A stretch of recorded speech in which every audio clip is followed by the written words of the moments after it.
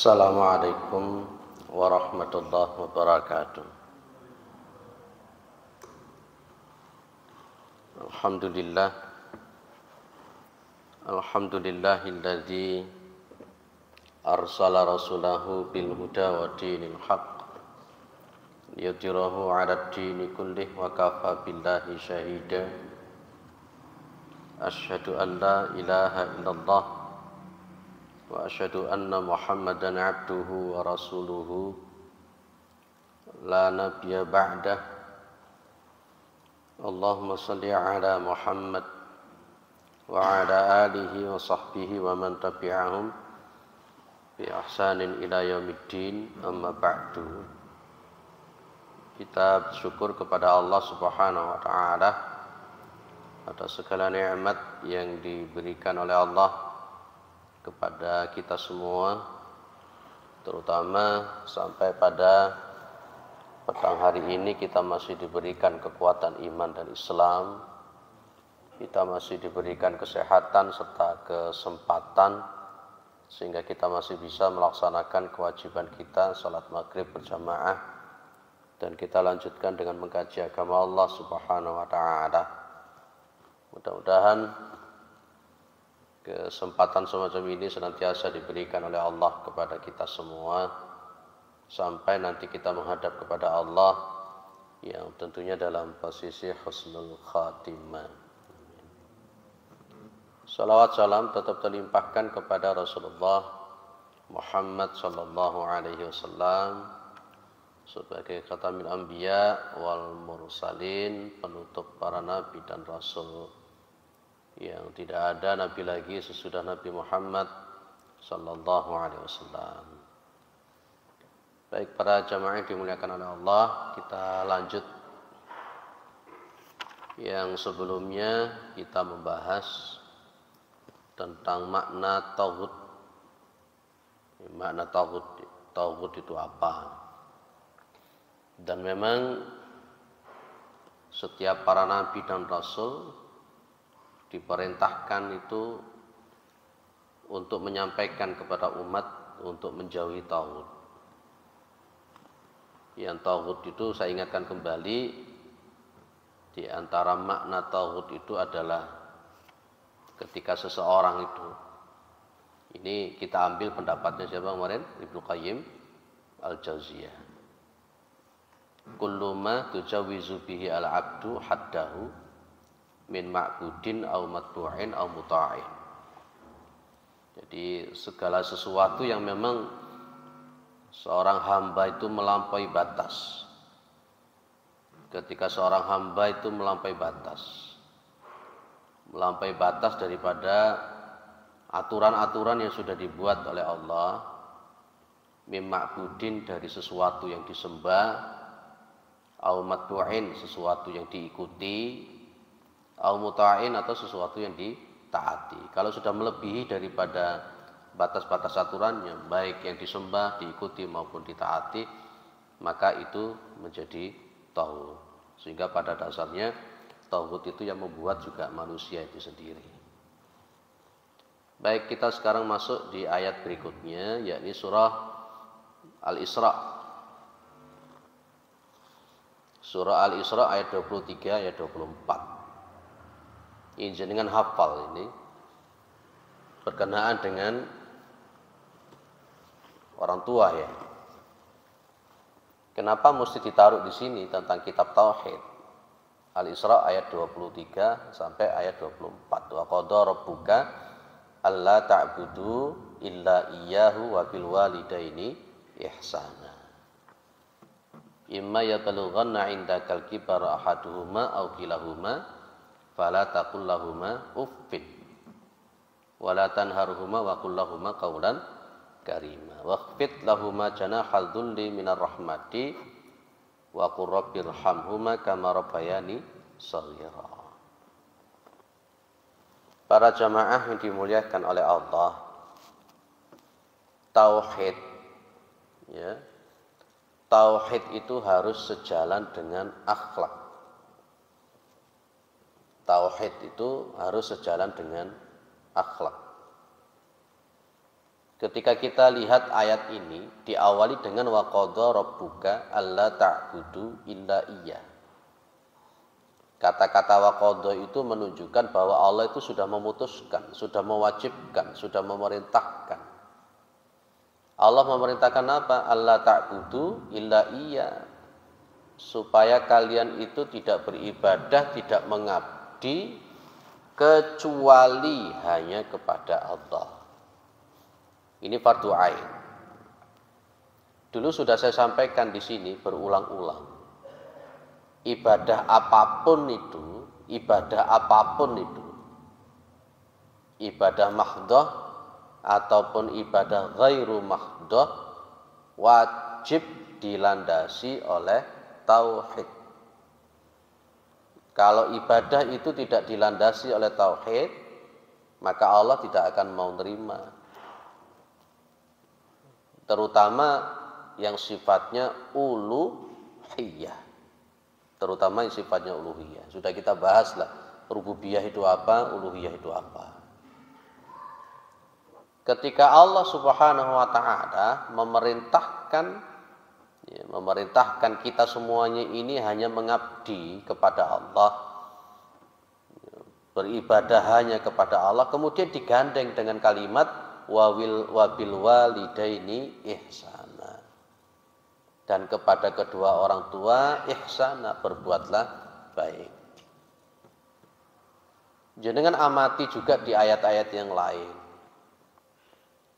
bahwa meskipun orang tua kita itu musyrik, surat Luqman ya, wa in jahadaka ala an tusyrika bi ma laysa laka bi ilmun fala tuti' wa sahibhuma fid dunya ma'rufa. Di situ kan keterangan dari Allah ketika memang kedua orang tua itu memaksa untuk kita itu berbuat syirik, kan tidak boleh diikuti.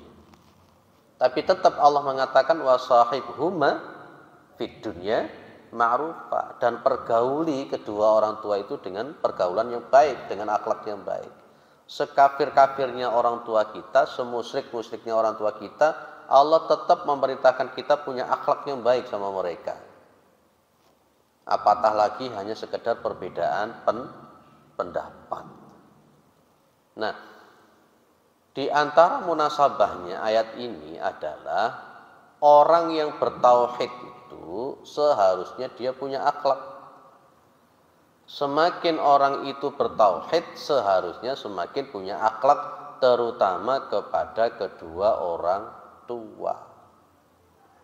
Saya katakan kemarin itu kan ada tauhid yang fil ma'rifah wal itsbat ya.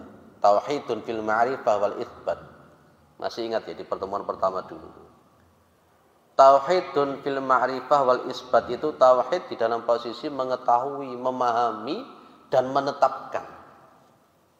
Mengetahui dan menetapkan. Nah, di antara contoh yang disebutkan oleh Ibnu Qayyim al-Jauziyah itu kan rububiyah. Rububiyah. Allah itu sebagai al-musyarri', pembuat hukum, pembuat syariat. Allah itu adalah al-hakim, sebagai pemutus. Kita paham ya, yang diputuskan oleh Allah itu tidak hanya sekedar akidah. Yang diputuskan oleh Allah tidak hanya sekedar ibadah. Tapi yang diputuskan oleh Allah itu harus ada akhlak. Makanya saya pahamkan bahwa Islam itu ya akidah, Islam itu ya ibadah, Islam itu juga akhlak, Islam itu juga muamalah dunyawiyah. Itulah Islam. Di sini kalau orang itu bertauhid kepada Allah, seharusnya dia punya akhlak, terutama kepada kedua orang tua. Banyak ya zaman sekarang itu mengaku akidahnya sudah bagus, mengaku akidahnya sudah baik, tapi ternyata akhlaknya tidak ada. Banyak ya Pak model semacam itu.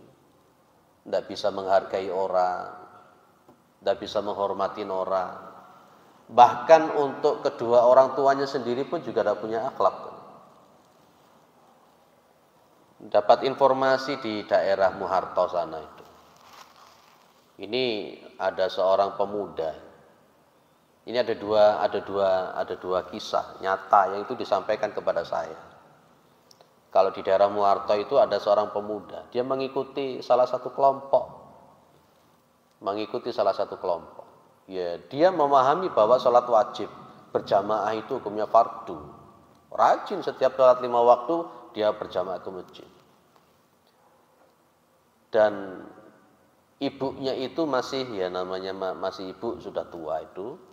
Ya masih kunut, masih melakukan hal-hal yang ada di masyarakat. Lah kok kemudian ibunya itu ditahjir. Apa ditahjir itu? Kan ada tahdir, ada tahjir. Ibunya itu ditahdir sekaligus ditahjir. Ini padahal hanya perbedaan furu'. Apa tahdir itu, Pak? Biasanya kita ini kan suka mentahdir orang. Mentahdir itu apa? Ngelok nih, mencela, menjustifikasi, itu namanya mentahdir. Kalau namanya mentahjir itu berarti kita tidak menyapa dia, mendiamkan dia. Apakah Rasulullah pernah mendiamkan sahabat? Pernah. Cuman satu kasus ketika ada 4 orang sahabat yang tidak ikut perang. Tapi itu khususan kepada Nabi. Apakah kemudian kita bisa mengikuti seperti itu? Hanya perbedaan. Itu pun karena sahabat tersebut tidak ikut perang tanpa ada alasan. Lah ini sang ibu itu hanya mungkin berbeda pendapat fikih dengan dia. Ditahdir dan juga ditahjir. Lah ibunya tidak disopo itu kan juga susah namanya model begitu itu. Padahal tadi itu surat Luqman sudah bilang, sekafir-kafirnya orang tua, semusyrik-musyriknya. Itu kan ada kalimat antus syirika bi ma laisa laka bi ilmun. Supaya engkau itu menyekutukan aku yang kamu tidak punya pengetahuan. Itu kan berarti syirik.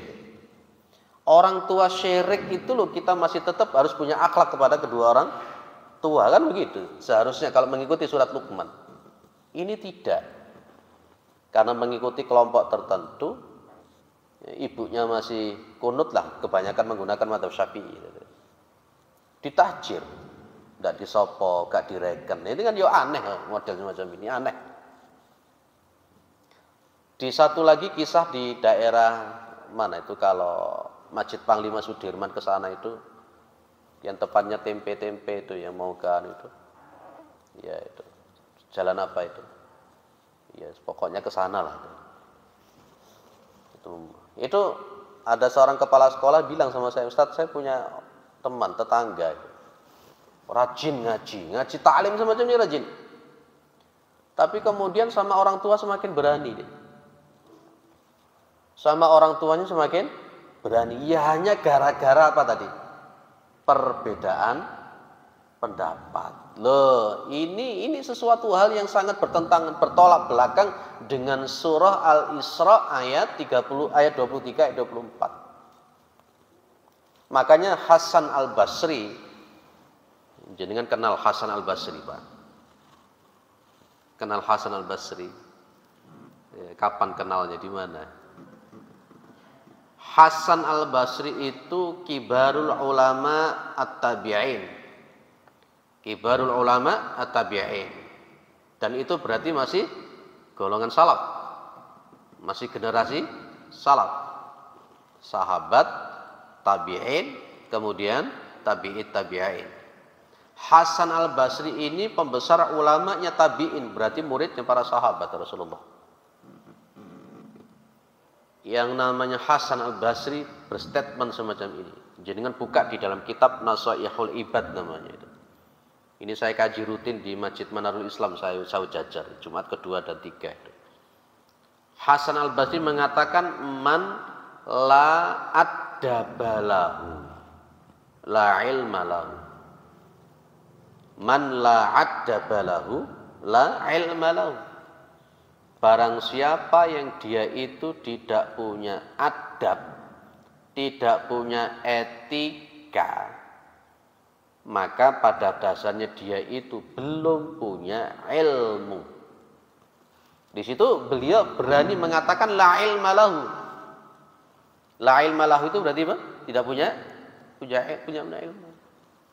Mau titelnya S1, S2, S3, apalagi doktor, profesor.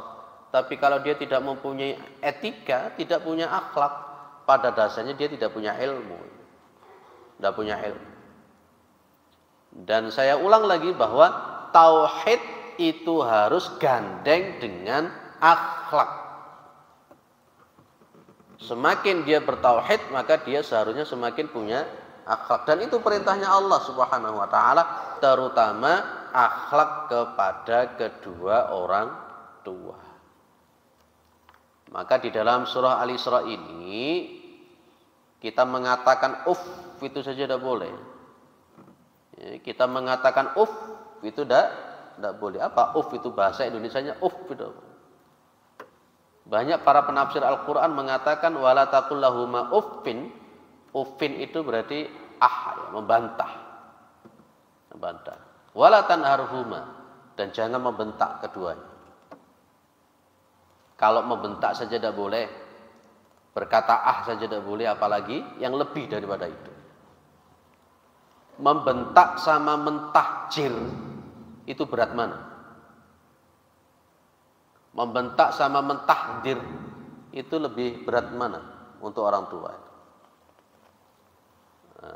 Ya dua-duanya sama berat, maka tidak boleh. Ya, jadi waqul lahuma qaulan karima, dan berkata-katalah yang mulia kepada kedua orang tua. Waqfid lahuma janahal dzulli minar rahmah. Janahal dzulli itu kan menunjukkan lambang kalau kita itu sama orang tua harus rendah hati, santun, sopan. Itu efek daripada tauhid. Tauhid mana? Tauhid dalam posisi Allah sebagai musyarri' yang menyuruhkan kita memang harus bertauhid sekaligus punya akhlak kepada kedua orang tua. Clear ya? Kesimpulannya yang pertama, orang bertauhid seharusnya dia juga berakhlak. Ayat berikutnya Surah Nisa ayat 36. Wa'budullaha wa la tusyriku bihi syai'a. Dan sembahlah Allah, mengabdilah kepada Allah, wa la tusyriku bihi syai'a, dan jangan sekali-kali kalian menyekutukan Allah itu dengan sesuatu apapun, tidak boleh. Bapak, Ibu, jangan menyekutukan Allah. Syirik itu ada berapa toh? Syirik itu ada berapa? Ada dua. Ada syirkul akbar atau syirkun yang sifatnya jali, dan ada yang syirkul asghar yang sifatnya menurut ulama bisa memakai kalimat khafi. Syirkul khafi atau syirkul asghar, dan ada syirkul akbar. Kalau kita beribadah kepada Allah, jangan sampai menyekutukan Allah, baik itu yang syiriknya kecil ataupun syiriknya yang gede. Kalau syirkul akbar itu orang meyakini Allah punya anak, Allah punya cucu, apa mana ya? Itu syirkul akbar. Orang datang ke kuburan, minta ke kuburan, itu syirkul akbar itu. Jelas itu. Orang datang punya pohon, minta kepada pohon, itu syirkul akbar itu. Kalau pada masa jahiliyah itu jelas-jelas punya namanya patung. Manat, Hubal, Lata, Uzza. Masih ingat dulu saya sampaikan ada istilah Dzatu Anwat. Dzatu Anwat itu semacam pohon. Ada pohon yang gede, rindang, banyak cabangnya, banyak rantingnya. Orang-orang jahiliyah itu meletakkan senjata-senjata mereka di pohon tersebut dengan keyakinan kalau mereka perang pasti bisa menang. Kayak bahasa sekarang itu yoninya, ada yoninya. Bahasa dukun itu ada yoni. Dia mengambil yoni daripada pohon besar. Ada kemudian mu'alaf sahabat, namanya saja mu'alaf ya. Ada Dan namanya mu'allaq, sahabat itu kemudian bilang sama Rasulullah, "Ya Rasulullah, ij'al lana dzata anwatin kama lahu dzatu anwat." Wahai Rasul, buatkan kami itu dzatu anwat seperti mereka itu punya dzatu anwat. Jawaban Nabi apa? Di situ ada dua riwayat. Yang satu riwayat pakai takbir, satu riwayat pakai tasbih. Saya pakai riwayat yang pakai takbir. Allahu Akbar. Hadza kama qala Banu Israila li Musa alaihissalam. Ini namanya imma'ah. Dalam bahasa kita namanya imma'ah. Dalam bahasa tauhid namanya imma'ah. Imma'ah itu orang yang ikut-ikutan, yang tidak punya prinsip. Kalau Ibnu Mas'ud mengatakan imma'ah itu mengikuti kemana angin berhembus. Itu namanya imma'ah. Ini ada mu'alaf sahabat ketika melihat orang jahiliyah itu punya dzatu anwat, kepingin punya dzatu anwat. Ini imma'ah di dalam bidang tauhid. Ini seperti dikatakan oleh Bani Israel. Jadi wajawazna bi Bani Israil al-bahra, itu ya. Benar ayatnya begitu ya. Kemudian mereka mendatangi fa'atau ala qaumi yakufuna ala asnamil lahum. Apa kata Bani Israel? Ya Musa ij'al lana ilahan kama lahum alihah. Nah, Rasulullah menggambarkan namanya pohon yang dibuat untuk diambil yoninya itu sebagai sesuatu yang syirik. Rasulullah menyebutkan seperti apa yang dikatakan oleh Bani Israel yang pada waktu itu melihat kaum menyembah patung. Maka inilah pohon yang semacam ini dikatakan oleh Rasulullah sebagai sesuatu yang menyekutukan Allah Subhanahu wa taala. Itu syirik yang besar, itu syirik yang jali, yang akbar. Lah kalau syirik yang kecil itu yang dicontohkan oleh Rasulullah Muhammad SAW adalah riya. Adalah riya. Ketika Rasulullah Muhammad SAW mengatakan, akhwafu ma akhafu alaikum asyirkul asghar. Sesuatu yang paling aku takutkan kepada kalian itu adalah syirik asghar, syirik yang kecil. Maka para sahabat itu bertanya, masyirkul asghar ya Rasulullah, syirik yang kecil itu apa ya Rasul? Nabi menjawab, qala ar-riya. Riya itu berarti beribadah kepada Allah itu supaya dilihat. Dia beribadah kepada Allah kepingin dilihat, kepingin dihargai, kepingin dipuji, itu riya, itu syirik. Kalau kepingin didengar namanya sum'ah. Ada istilah sum'ah, ada istilah riya. Kalau riya ini ada di dalam Al-Quran, surah Al-Ma'un. Fawailun lil musallin alladzina hum an salatihim sahun alladzina hum yura'un wa yamnaunal ma'un. Jadi kalau ada orang yang kemudian beribadah karena kepingin dilihat sama orang, ya, kepingin dipuji sama orang, itu namanya riya, dan itu termasuk kategori syirik, dan itu tidak boleh kita lakukan sama sekali. Berapa kali dalam satu hari kita kalau sholat itu kepingin dipuji sama orang?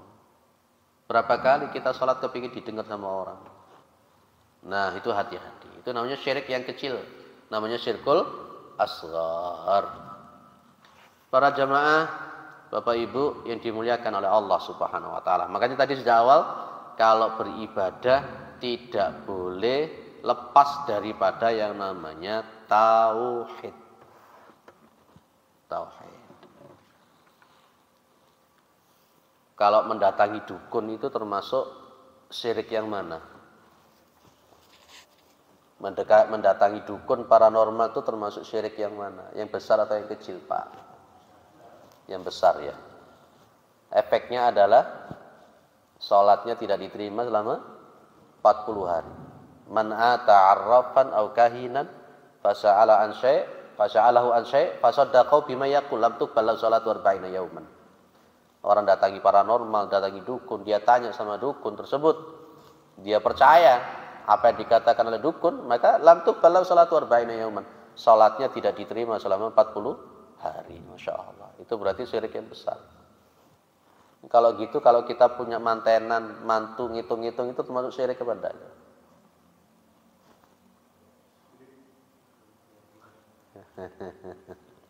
Apa sih Arab sama kahin itu apa toh maknanya toh Pak? Kan tadi Nabi mengatakan orang yang datangi Arab itu kan orang yang mengaku-ngaku mengerti masalah yang gaib toh. Betul ya? Orang mengaku-ngaku bisa mengerti masa depan, itu namanya Arab gitu. Arab, termasuk juga kahin. Nah, kalau kita itu mau mantu kemudian datang kepada orang pinter, namanya pinter. Nama saya kok dinamakan orang pinter, kenapa toh Pak? Saya salah. Pertanyaan saya, kenapa kok dinamakan orang pintar itu kenapa toh?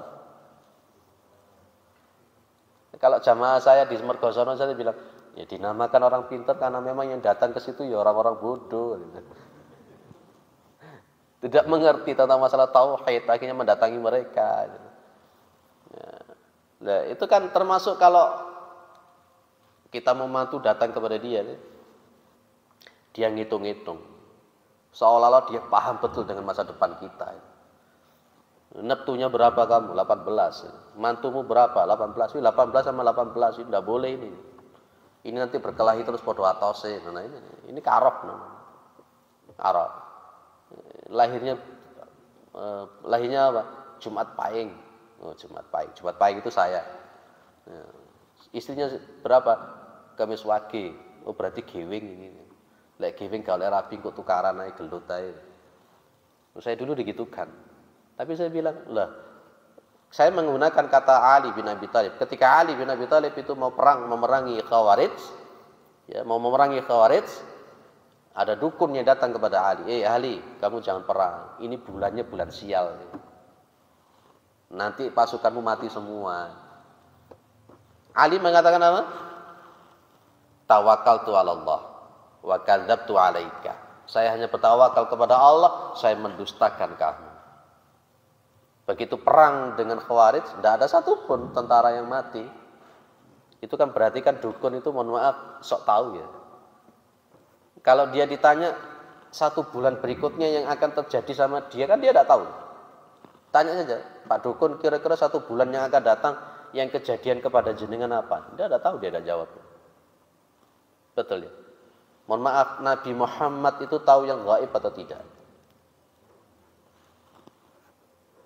Nabi Muhammad itu tahu yang gaib atau tidak? Tidak tahu. Nabi Muhammad itu tidak tahu yang gaib kecuali kalau Allah memberitahukan.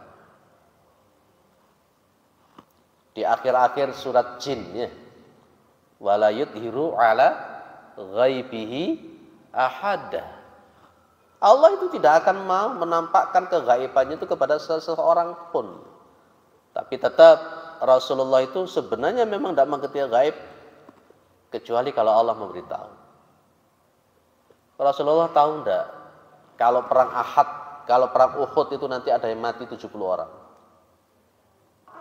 Andai kata Rasulullah tahu itu kira-kira apa?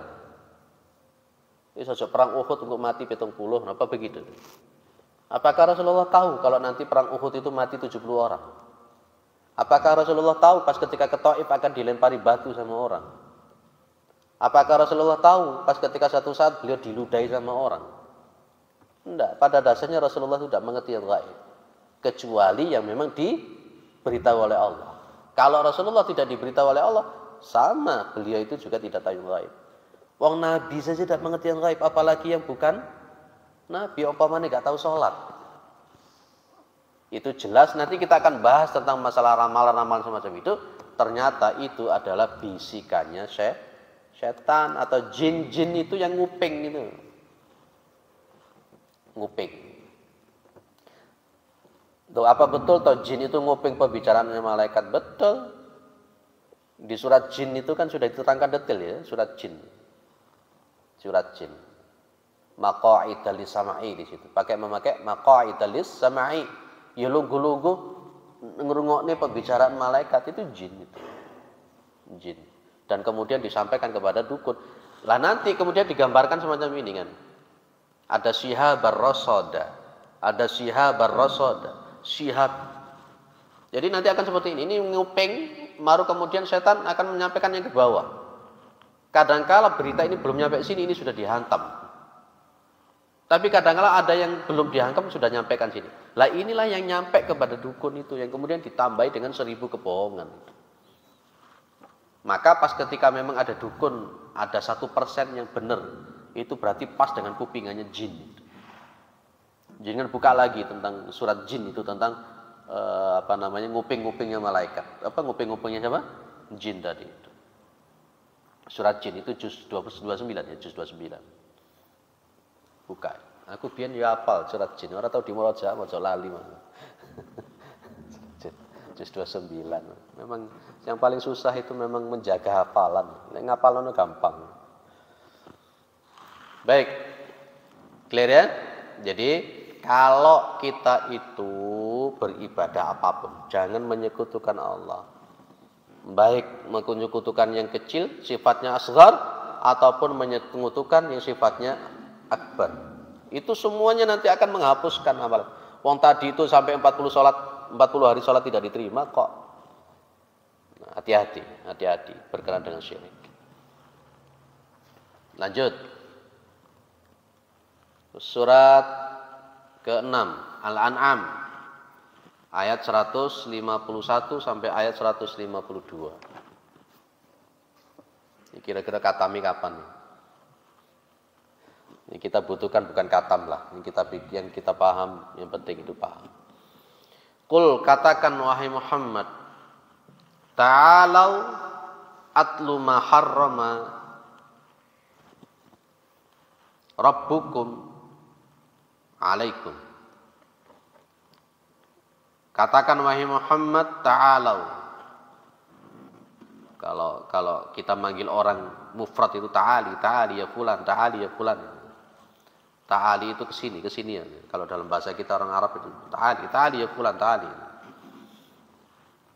Katakan Muhammad, ta'alau kesini. Saya akan bacakan apa-apa yang Allah haramkan untuk kalian semua. Saya akan bacakan kepada kalian apa-apa yang Allah Tuhan kalian haramkan kepada kalian. Saya tertarik dengan kata-kata harrama rabbukum alaikum.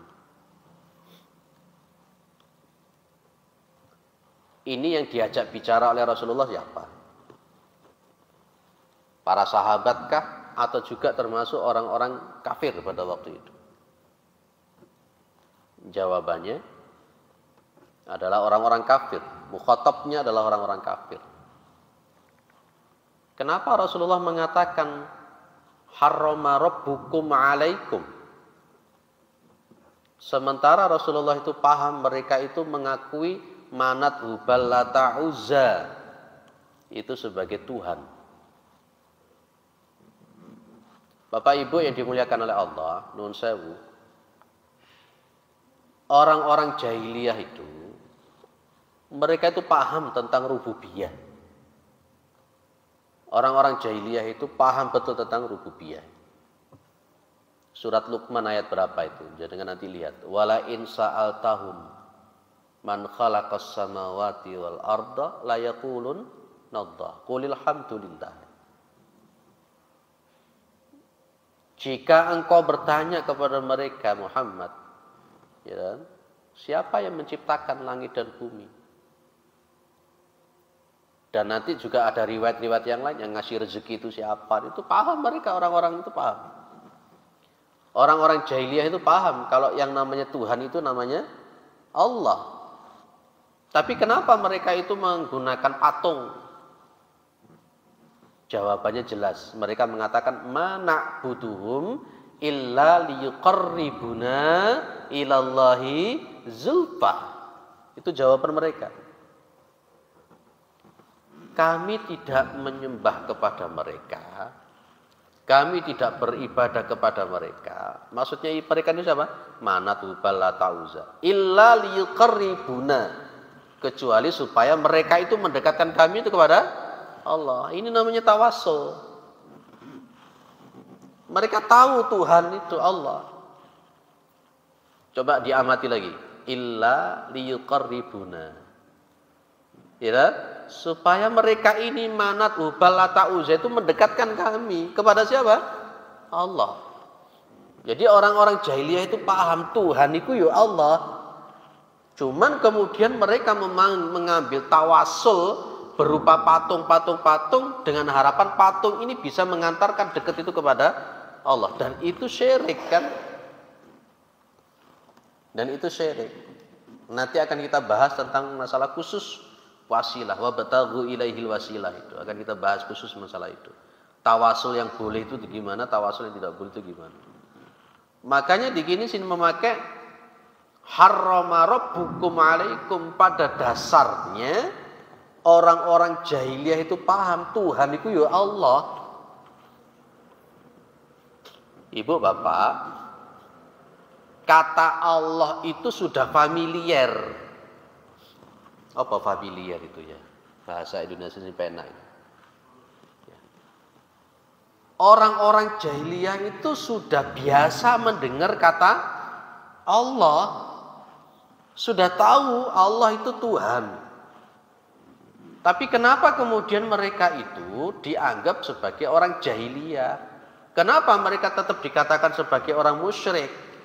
Karena dia tidak menempatkan haknya Allah yang sesungguhnya. Mereka mengambil tawasul-tawasulnya tidak benar dengan mengambil patung itu. Apa bedanya dengan orang sekarang, Pak? Tuhanmu sapa? Allah. Tapi kemudian yang dilakukan apa orang sekarang? Ya. Nah, di sini kemudian ada kalimat Allah tusyriku bihi syai'a. Jangan sekali-kali kalian itu menyekutukan Allah dengan sesuatu apapun. Jangan sekali-kali kalian menyekutukan Allah dengan sesuatu apapun. Rasulullah paham. Mereka mengambil Manat, Hubal, Lata, Uzza itu sebagai syirkul akbar. Walaupun mereka paham Allah itu Tuhan.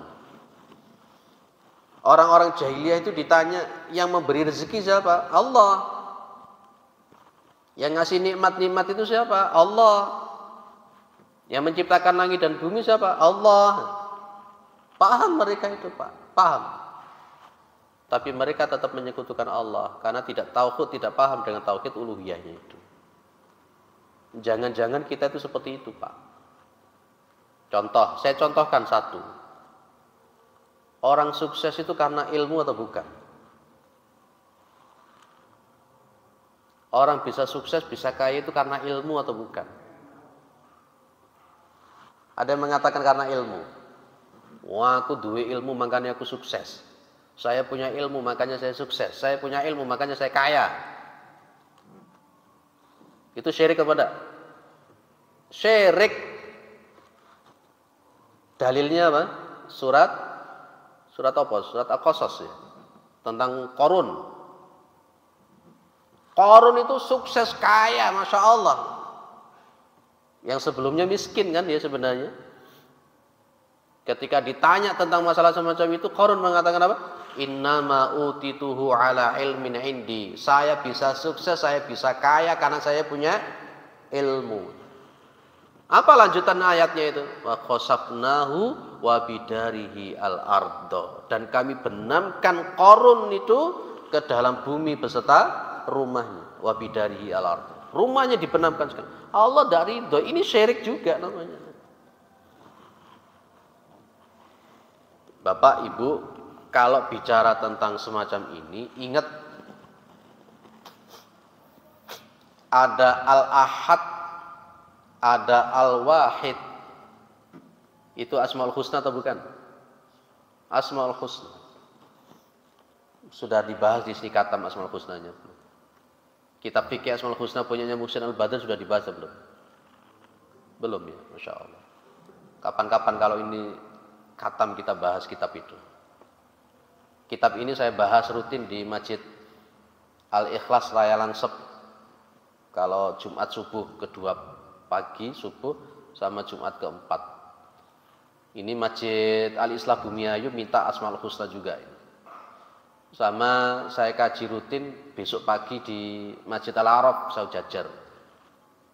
Tuh, minta Asmaul Husna semua. Memang kalau kita membahas Asmaul Husna, Masya Allah, kita kenal Allah melalui nama-namanya, termasuk tauhidnya itu. Ya, kalau ngaji itu memang yang tauhid itu bagus. Tauhid, akhlak, tauhid, akhlak, tauhid, akhlak. Itu, supaya kita bagus. Akhlaknya bagus, tauhidnya bagus. Kalau ngaji fikih sering tukaran. Kalau ngaji fikih itu sering debat akhirnya nanti. Ya berarti bukan berarti enggak. Kalau saya ngaji fikih itu mesti ngaji fikih perbandingan. Punyanya siapa? Ibnu Rus, Bidayatul Mujtahid. Sudah dikaji di sini belum? Belum juga. Baik. Lanjut ya. Jadi ada lalla tusyriku bi syai'a. Jangan sekali-kali menyekutukan Allah. Itu pesannya Rasulullah. Ini kan mukhatabnya, saya ulang, mukhatabnya kepada orang-orang kafir pada waktu itu. Bukan berarti kemudian cuma khusus untuk mereka orang kafir, tidak, tapi itu juga untuk kita. Baik, ada yang didiskusikan sebelum masuk lanjut ayatnya. Supaya ada keseimbangan. Ada masukan, ada tambahan? Monggo.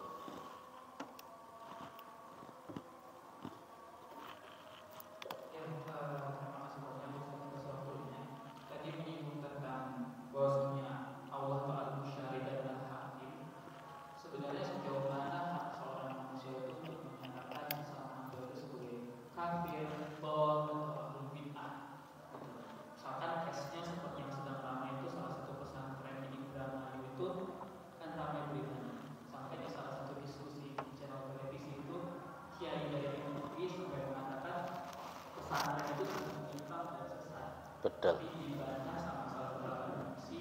Ya, dosen UIN. Baik.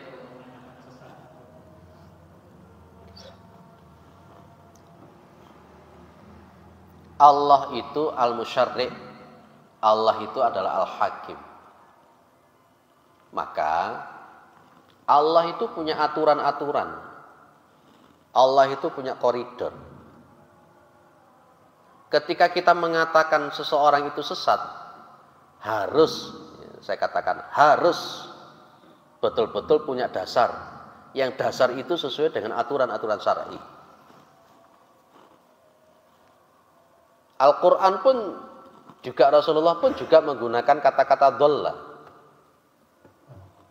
Contoh, ketika Rasulullah mengatakan taraktu fikum amrain, saya tinggalkan kepada kalian semua dua perkara. In tamassaktum bihima, ketika kalian itu berpegang teguh kepada keduanya, lan tadillu abada, kalian tidak tersesat selama-lamanya.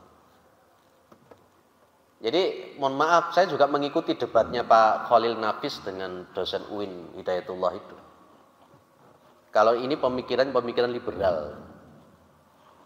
Dan saya melihat memang pembelaannya itu tidak memahami kaidah-kaidah tafsir, usul fiqh dan kaidah fikihnya, sehingga bias. Sekarang begini. Ayat yang pertama surah Al-Hujurat. Ya ayyuhalladzina amanu la tuqaddimu baina yadayillahi wa rasulihi wattaqullaha innallaha samii'un 'alim. Di situ ada kalimat, saya jawab panjang supaya enggak salah paham. Di situ ada kalimat la tuqaddimu baina yadayillah. Para ulama menjelaskan kata-kata jangan kamu mendahului Allah dan Rasulnya. Itu artinya kita tidak boleh untuk menjelaskan suatu hukum, memutuskan suatu hukum tanpa ada dasar dari Al-Quran dan Sunnah. Itu yang tadi dikatakan kalau Rasulullah meninggalkan dua perkara, kalau kita ini tidak terselamat. Monggo adzan dulu.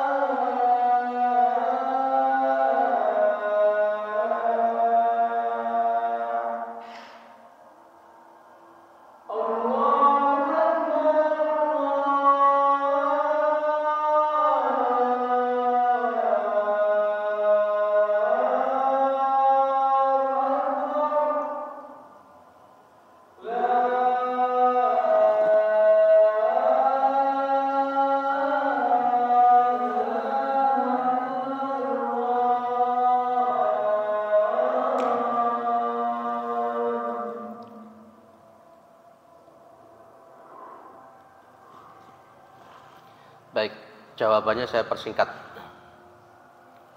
Cukup saya buat 2 dalil dulu. Dalil yang pertama adalah la tuqaddimu baina yadayillahi wa rasulihi wattaqullah. Itu mempunyai makna bahwa kita tidak boleh mendahului Allah dan Rasulnya di dalam menetapkan suatu hukum. Dalil yang kedua yang saya pakai, fa in tanaza'tum fi syai' farudduhu ila Allah wa Rasul. Dan apabila kalian itu bertentangan, tanaza'tum, berbeda pendapat tentang masalah suatu hukum, maka kembalikan kepada Allah dan Rasul. Dan masih banyak sebenarnya yang lain, termasuk innama qaulal mu'minin idza du'u ila Allahi wa rasulihi liyahkuma bainahum ayyaqulu sami'na wa ata'na. Banyak sekali dalil-dalil semacam itu ya. Maka berdasarkan dalil-dalil semacam itu, untuk memahami Al-Qur'an itu harus sesuai dengan yang dipahami oleh Allah sendiri dan yang dipahami oleh Rasulullah Muhammad SAW. Maka kaidah tafsir itu ada istilah begini, tafsirul Qur'an bil Qur'an, menafsirkan Al-Qur'an dengan ayat-ayat Al-Qur'an, tafsirul Qur'an bi sunnati Rasulullah SAW, menafsirkan Al-Qur'an dengan sunnahnya Nabi. Orang yang paling paham dengan ayat Al-Qur'an maksudnya itu siapa? Rasulullah Muhammad SAW. Tidak ada orang yang lebih paham dari Rasulullah Muhammad SAW di dalam memahami ayat-ayat Al-Quran. Kalau memang nanti di dalam sunnah itu tidak ada, maka turun yang ke bawah. Tafsirul Quran bi aqwalis sahabah. Menafsirkan Al-Quran dengan ucapan-ucapan para sahabat, terutama Ibnu Abbas, Ibnu Mas'ud, dan lain-lain. Inilah koridor tafsir yang benar. Sementara yang digunakan di Pondok Indramayu itu sama sekali tidak memakai kaidah tafsir. Saya contohkan satu. Ketika menyusun shop, yang digunakan itu mujadalah ayat 11. Ini aneh. Ya, termasuk juga menggandengkan kalimat, ada kalimat mukminin wal mukminat, muslimin wal muslimat, memakai musyarakah gandeng. Ini tidak tepat untuk kaidah tafsir semacam itu. Maka para ulama di dalam konteks menafsirkan suatu hukum itu memakai kaidah al-jam'u bainal adillati ma amkana wa huwa wajibun. Bahwa mengumpulkan, menggabungkan, menjam'aukan di antara dalil-dalil itu hukumnya wajib. Nah, maka bagaimana memahami mujadalah ayat 11? Tafassahu fil majalis itu, pahamilah sesuai dengan pemahaman Rasulullah dan para sahabat. Tidak boleh kemudian dia berijtihad sendiri dengan kata-kata kalau direnggangkan nanti kan kalau habis makan supaya tidak mengganggu. Padahal kanjeng Nabi Muhammad SAW itu mengatakan kalau orang itu habis makan bawang, makan berambang, jangan masuk ke masjid kami. Itu artinya tetap sawu sufufakum fa inna taswiyata sufuf min tamamis shalah. Ini tidak dipakai. Dalil-dalil yang semacam ini tidak dipakai. Maka penafsiran ijtihad yang digunakan itu dikatakan, maka kami mengatakan sesat karena tidak memenuhi koridor-koridor tafsir yang dipahami oleh Rasulullah, para sahabat, dan para ulama. Dan itu adalah tafsir birra'yi, hanya sesuai dengan hawa nafsu. Sepakat enggak? Jadi seharusnya kalau untuk menafsirkan Al-Quran jangan pakai ra'yu. Lihat, salah satu kitab yang bagus untuk menjadi rujukan kita untuk menafsirkan Al-Quran, yang tafsirul Quran bil Quran, itu adalah tafsir Ad-Durul An-Mansur, punyanya As-Suyuti. Pernah dibahas di sini. Tafsir Durul Mansur itu dia menafsirkan dengan ayat-ayat juga dengan sunnah-sunnahnya Nabi Muhammad SAW. Itu supaya selamat. Penutup sebagai jawaban saya, kenapa kita mengatakan sesat? Kenapa Majelis Ulama Indonesia mengatakan sesat? Di antaranya ada begini. Sataftariqu ummati ala salasati wa sab'ina firqah. Nanti umatku itu akan terpecah menjadi 73 golongan. Kulluhum finnar illa wahidah. Semuanya nanti akan masuk neraka kecuali cuma satu. Rasulullah ditanya, man hiya ya Rasulullah? Siapa itu ya Rasulullah? Jawabannya Nabi apa? Ma ana alaihi wa ashabi. Satu ini yang masuk surga, sementara 72 masuk nerakanya Allah Subhanahu wa taala. Apa maksudnya ma'ana alaihi washabi? Ma'ana alaihi washabi itu orang yang dalam manhaj keagamaannya itu alaihi, mengikuti sunnahku. Wa ashab dan ma'ana alaihi washabi, dan mengikuti thariqahnya para sahabat. Itulah cara-cara kaidah-kaidah memahami hukum. Sehingga memahami hukum itu tidak hanya sekedar pakai ra'yu, apalagi memahami hukum hanya pakai hawa nafsu, tidak bisa. Tadi dalilnya surat apa? Surah Al-Hujurat ayat 1. Kalau wa in tanaza'tum fi syai' farudduhu ila Allah wa Rasul, itu di surat apa? Aku lali. Surat apa itu? Sampai lali. Hah? Iya, itu surat itu. Surat An-Nisa itu. Baik, itu jawaban saya. Jadi saya sepakat dengan Majelis Ulama Indonesia. Saya sepakat dengan Majelis Ulama Indonesia bahwa pondok itu sesat, itu saja. Dan apalagi sekarang sudah mulai kelihatan, ada 256 rekening yang dimiliki, dan sebagainya. Itu jawaban saya. Itu kalau kita bahas tentang semacam itu, kita bahas tentang fikih al-ikhtilaf pada fikih. Cukup, saya kira. Mudah-mudahan bermanfaat. Mudah-mudahan kita adalah orang-orang yang husnul khatimah. Subhanakallahumma wa bihamdika asyhadu an la ilaha illa anta astaghfiruka wa atubu ilaik. Assalamualaikum warahmatullahi wabarakatuh.